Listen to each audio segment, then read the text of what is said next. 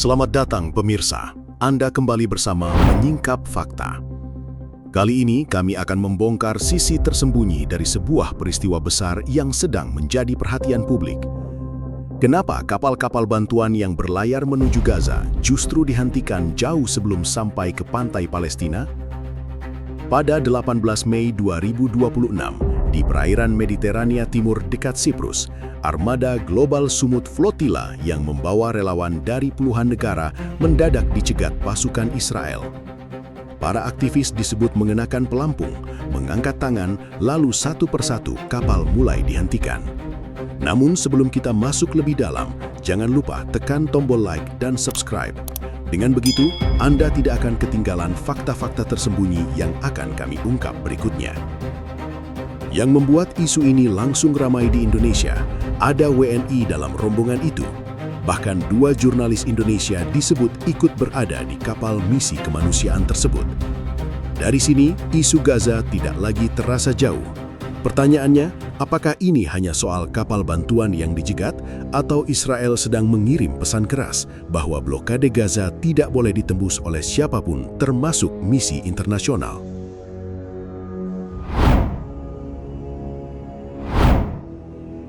Ada satu kejanggalan yang langsung membuat perhatian dunia tertuju ke Mediterania Timur. Kapal-kapal bantuan yang berlayar menuju Gaza tidak dihentikan di dekat pantai Palestina. Mereka dicegat jauh sebelum sampai ke tujuan di sekitar perairan dekat Siprus pada 18 Mei 2026. Armada itu dikenal sebagai Global Sumut Flotilla.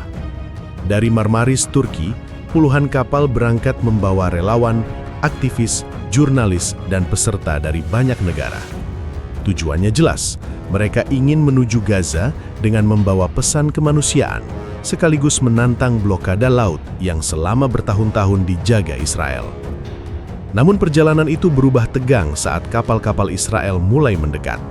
Rekaman dari atas kapal memperlihatkan suasana yang tidak biasa. Para aktivis mengenakan pelampung, beberapa mengangkat tangan. Di tengah laut, kapal sipil yang membawa misi bantuan tiba-tiba berhadapan langsung dengan pasukan laut Israel. Yang membuat peristiwa ini terasa lebih serius adalah lokasinya. Gaza masih jauh, pantai Palestina belum terlihat, tetapi Israel tidak menunggu armada itu semakin dekat. Pencegatan dilakukan lebih awal, seolah ingin menutup kemungkinan bahwa kapal-kapal itu bisa menjadikan kedekatan mereka dengan Gaza sebagai tekanan politik di depan dunia. Dari sudut pandang Israel, langkah ini bukan tindakan mendadak. Israel melihat laut sebagai salah satu pintu masuk paling sensitif menuju Gaza. Selama blokade masih berlaku, jalur itu dianggap tidak boleh dibuka oleh kapal sipil internasional tanpa persetujuan Israel. Bagi Israel, setiap upaya menembus blokade bisa menjadi celah keamanan yang berbahaya. Tetapi dari sisi para aktivis, perjalanan ini membawa makna yang berbeda. Mereka ingin menunjukkan bahwa Gaza masih terisolasi, bantuan masih sulit masuk, dunia masih melihat krisis itu dari jauh, sementara warga Gaza hidup dalam kondisi yang sangat terbatas. Karena itu, kapal-kapal tersebut tidak hanya membawa logistik, tetapi juga membawa pesan politik yang kuat. Pada 18 Mei 2026, pesan dari kedua pihak akhirnya bertabrakan di laut. Israel ingin menunjukkan bahwa blokade tidak bisa ditembus. Para aktivis ingin menunjukkan bahwa blokade itu harus menjadi perhatian dunia. Maka kapal bantuan berubah menjadi simbol perlawanan sipil, sementara kapal perang menjadi simbol kontrol keamanan. Peristiwa ini juga memperlihatkan sisi konflik Gaza yang sering luput dari perhatian. Selama ini, publik lebih banyak melihat perang lewat serangan udara, reruntuhan bangunan, operasi darat, atau perbatasan yang dijaga ketat. Namun kali ini, medan pentingnya berada di laut. Di sanalah terlihat bahwa kendali atas Gaza tidak hanya ditentukan oleh siapa yang menguasai daratan. Akses dari laut juga menjadi bagian penting dari strategi. Siapa yang boleh masuk, bantuan apa yang bisa lewat, dan jalur mana yang dianggap sah, semuanya berada dalam pengawasan ketat. Malam itu, armada bantuan belum mencapai Gaza, tetapi pencegatan di dekat Siprus sudah cukup untuk mengubah perjalanan mereka menjadi peristiwa internasional yang jauh lebih besar.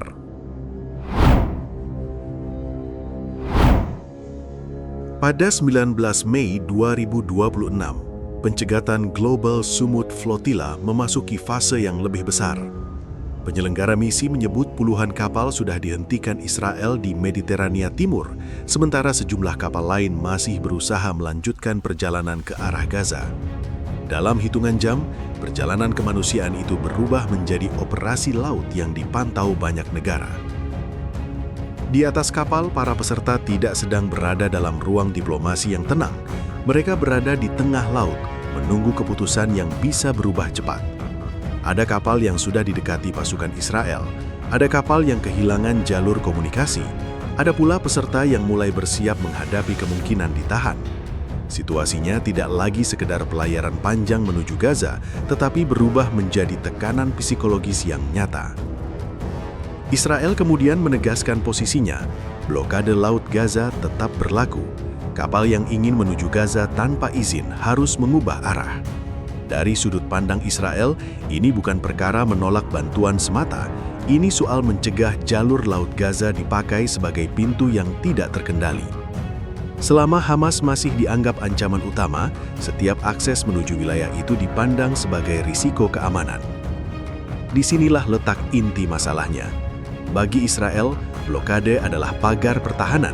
Bagi aktivis, blokade adalah simbol isolasi. Dua cara pandang itu tidak bertemu di meja perundingan, tetapi bertemu di tengah laut, di antara kapal sipil dan kapal militer. Sejak Hamas menguasai Gaza pada 2007, Israel menjaga akses laut dengan sangat ketat. Setelah serangan 7 Oktober 2023, kontrol itu semakin keras. Israel melihat pengalaman masa lalu sebagai peringatan bahwa celah kecil dalam jalur pasokan bisa berkembang menjadi ancaman besar. Karena itulah, kapal bantuan sekalipun tidak otomatis dianggap aman ketika tujuannya adalah menembus blokade. Namun bagi penyelenggara flotilla, justru disitulah pesan mereka berada. Mereka tidak hanya ingin mengirim bantuan, mereka ingin menunjukkan bahwa akses ke Gaza tidak bisa terus bergantung pada keputusan militer dan politik Israel. Dengan membawa peserta dari puluhan negara, misi ini berusaha menciptakan tekanan moral yang sulit diabaikan dunia.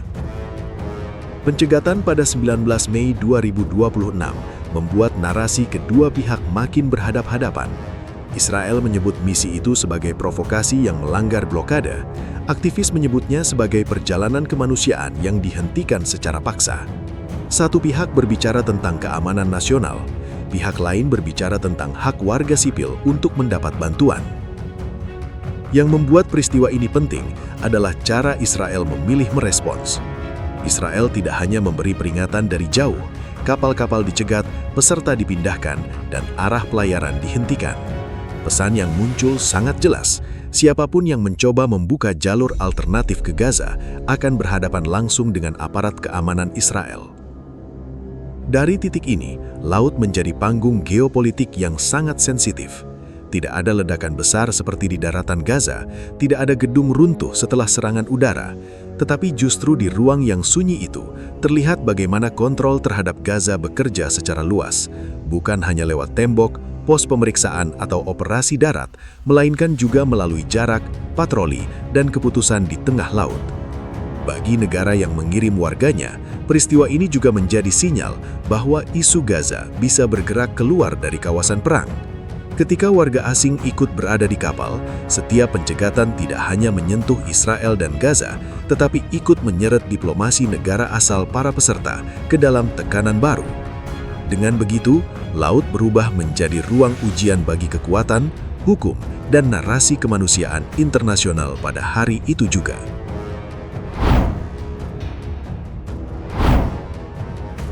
Pada 18 Mei 2026, pencegatan armada Global Sumut Flotilla langsung terasa dekat bagi publik Indonesia. Bukan karena lokasi kejadian berada di sekitar Nusantara, melainkan karena ada warga Indonesia di dalam rombongan itu. Peristiwa yang awalnya terlihat sebagai konflik jauh di Mediterania Timur mendadak masuk ke ruang diplomasi Jakarta. Kementerian Luar Negeri Indonesia mengecam tindakan militer Israel yang menghentikan kapal-kapal misi kemanusiaan tersebut. Sikap itu muncul karena pemerintah harus memastikan keselamatan warga negaranya, sekaligus menjaga posisi politik Indonesia terhadap Palestina. Dalam situasi seperti ini, pernyataan diplomatik tidak lagi bersifat umum. Setiap informasi tentang nama, kapal, dan status peserta menjadi penting. Nama Bambang Noroyono dan Toudi Badai ikut menjadi sorotan. Keduanya dikenal sebagai jurnalis Republika yang berada dalam misi Global Sumut Flotilla. Kehadiran jurnalis membuat pencegatan ini memiliki lapisan lain. Mereka tidak hanya berada di sana sebagai peserta kemanusiaan, tetapi juga sebagai saksi lapangan yang membawa kabar langsung dari perjalanan menuju Gaza. Pada 19 Mei 2026, informasi mengenai warga Indonesia yang ditahan mulai berkembang. Pemerintah menyebut beberapa warga Indonesia dilaporkan berada dalam penguasaan Israel, sementara sebagian lainnya masih dipantau karena berada di kapal berbeda. Artinya, situasi belum selesai dalam satu kali pencegatan. Setiap kapal memiliki posisi, resiko, dan status yang bisa berubah dari jam ke jam. Disinilah tekanan terhadap Indonesia meningkat. Publik menunggu langkah pemerintah. Organisasi masyarakat sipil mendesak perlindungan maksimal dan media terus mengikuti nasib para relawan. Isu Palestina yang biasanya dibahas sebagai dukungan politik berubah menjadi urusan perlindungan warga negara. Pemerintah harus bergerak lewat jalur diplomatik, mencari akses informasi, dan memastikan para peserta mendapat perlakuan yang layak. Bagi Israel, keberadaan warga asing dalam armada tidak otomatis mengubah kalkulasi keamanan. Selama kapal dianggap mencoba menembus blokade Laut Gaza, tindakan pencegatan tetap dijalankan. Tetapi bagi negara asal peserta, termasuk Indonesia, tindakan itu membawa konsekuensi diplomatik. Setiap warga yang ditahan bisa memicu tekanan publik dan memperbesar perhatian internasional. Peristiwa ini juga memperlihatkan bagaimana konflik Gaza bisa melebar tanpa harus ada serangan di wilayah Indonesia. Cukup dengan kehadiran WNI di kapal, jarak ribuan kilometer terasa runtuh. Laut Mediterania yang jauh berubah menjadi ruang yang ikut menyentuh emosi publik Indonesia. Secara strategis, Israel sedang menjaga satu garis penting, yaitu kendali atas semua jalur menuju Gaza. Aktivis berusaha menunjukkan bahwa jalur itu terlalu tertutup bagi bantuan kemanusiaan. Indonesia masuk karena warganya berada di tengah benturan dua kepentingan tersebut. Di sisi lain, kasus ini memberi ruang bagi Indonesia untuk menekan isu bantuan lewat bahasa hukum humaniter internasional. Pemerintah tidak perlu masuk ke operasi militer di lapangan, tetapi bisa mendorong pembebasan warga, akses konsuler, dan kelanjutan bantuan melalui jalur diplomatik. Langkah itu penting karena keselamatan relawan harus dipisahkan dari perdebatan politik yang lebih besar. Tekanan publik pun membuat isu ini terus bergerak, karena setiap kabar tentang relawan, jurnalis, dan kapal yang tertahan segera menjadi bahan perhatian nasional di Indonesia pada hari yang sama. Pada fase ini, pencegatan tersebut membuat posisi setiap pihak terlihat lebih jelas. Israel mempertahankan blokade sebagai bagian dari strategi keamanan. Aktivis membawa tekanan moral melalui armada sipil internasional. Indonesia menempatkan perlindungan warga negara sebagai prioritas sambil tetap menyuarakan akses bantuan untuk Palestina. Dari laut dekat Siprus, satu peristiwa kecil di peta berubah menjadi babak diplomasi yang menyentuh Jakarta, Gaza, dan dunia internasional secara bersamaan. Pencegatan global Sumut Flotilla memperlihatkan bahwa konflik Gaza tidak hanya berlangsung di daratan, di udara, atau di perbatasan. Laut juga menjadi ruang penting, tempat keamanan, kemanusiaan, diplomasi, dan tekanan publik saling bertemu. Bagi Israel, blokade laut adalah bagian dari strategi untuk mengontrol jalur menuju Gaza. Bagi para aktivis, armada itu adalah cara untuk menunjukkan bahwa akses bantuan masih menjadi persoalan besar.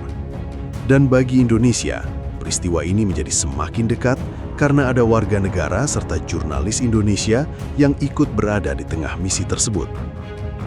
Dari perairan dekat Siprus, dunia kembali melihat satu hal penting.